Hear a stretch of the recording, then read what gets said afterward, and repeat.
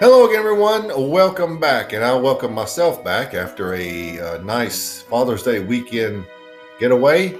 Here we are. We're back reviewing cigars. So today we're going to drop back about a year and a half, 2 years to catch the Leaf by James. And James, of course, is James Brown. These are made in the Fabrica Oveja Negra factory in Esteli. It is the fourth installment of the Jim Robinson's Leaf series. He has different manufacturers produce their version of the Leaf. This cigar uses a Pennsylvania Broadleaf wrapper, Ecuadorian binder, and Nicaraguan fillers. Comes in one size, and this is it, 6 by 50. So that's pretty much the long and the short of it, and that's pretty short, isn't it? Let's get right to the review. The Leaf by James. The wrapper is not oily, very dry leaf. It's just the way it is.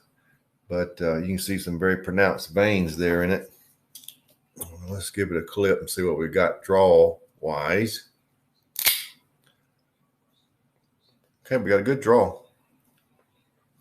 Yep, that will work.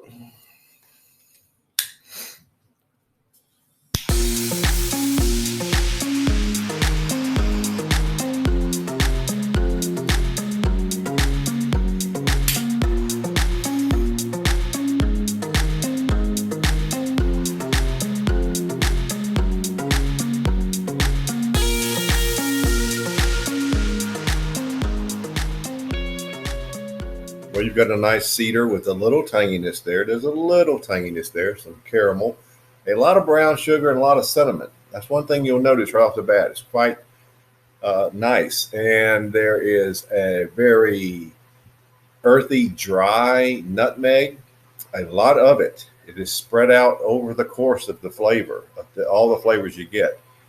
And a black coffee base, but it's not a large black coffee base. The earthy nutmeg is much larger. Black pepper at about 7.5. It's a nice start. It's a little different than the typical James Brown cigar, a little, but that's a good start. A lot of sweet notes in this cigar. I think we're going to develop a few others, so that's how you start. Let's check out the first third.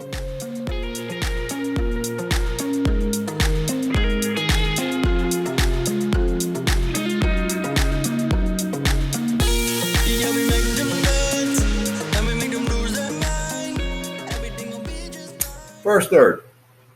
And you know, for a Connecticut broadleaf cigar, I'm not getting chocolate notes. There are now elevated coffee notes, and there's some dry cocoa in the mix. So all the flavors I said before, bring them over here and add some dry cocoa.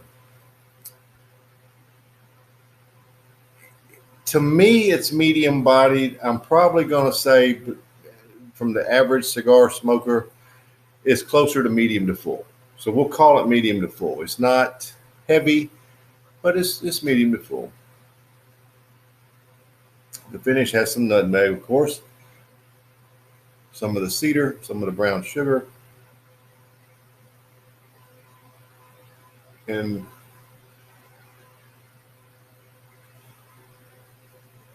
I thought there was caramel there, but I think that's just the nutmeg and the brown sugar sort of combining.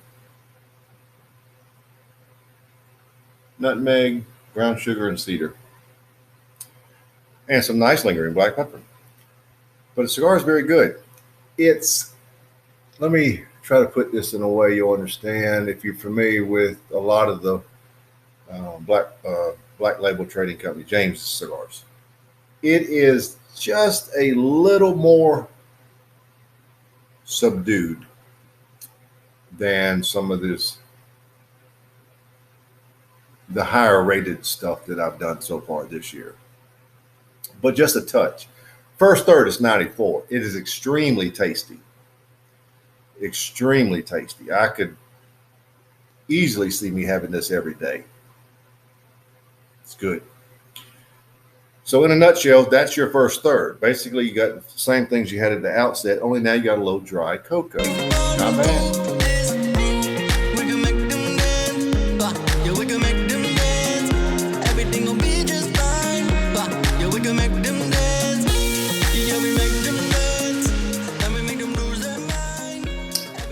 Second third. And I need to remove the band. This is going to be tricky. These bands are very thick. Bear with me. Let's see if we can do this. Well, let me talk to you while I'm doing this. This cigar has a lot of brown sugar and cedar and cinnamon in it. You will get that, and I'll do it later. It's very sweet. The nutmeg is very dry and somewhat pasty, and you have the light caramel. And you have the dry cocoa. And that's pretty much the dry cocoa and the black coffee, which is not as elevated as a lot of James cigars.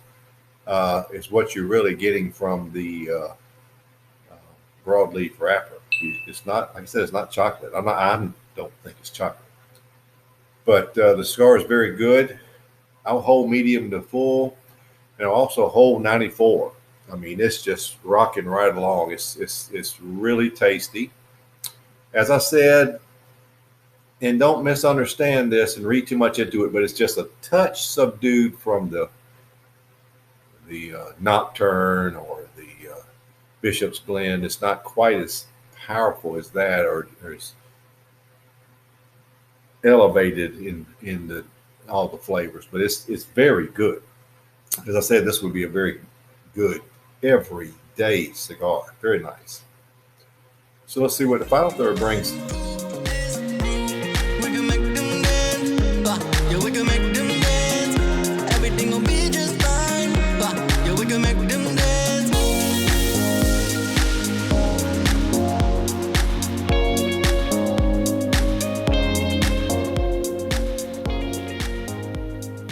We're down to the end, so let's wrap it up.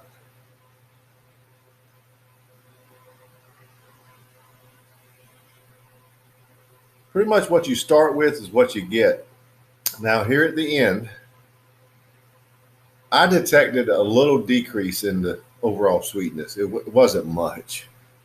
This is a very good cigar. But comparing it to the first 2/3, it was not quite there. It really hit full bodied though. It's full bodied, maybe a low grade full bodied. Your finish is unchanged. But you've got nice notes in this cigar, and you will notice a lot of cedar, brown sugar, cinnamon, cocoa, light caramel, nutmeg, a very dry, pasty nutmeg, and black coffee. That's what you're going to have. And it's very good.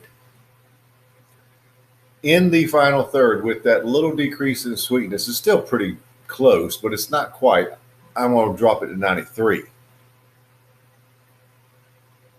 But this, again, is a cigar you could easily have every day. And they're not priced bad. I'm going to look into getting more. But your overall score is 93.67. Coincidentally, that is the same score I gave to the NBK Lizard King. Now, the difference in the two is this cigar started out at 94 and held it and then dropped off at the end. The Lizard King started out at 95 and dropped off to 93 for the second and final third.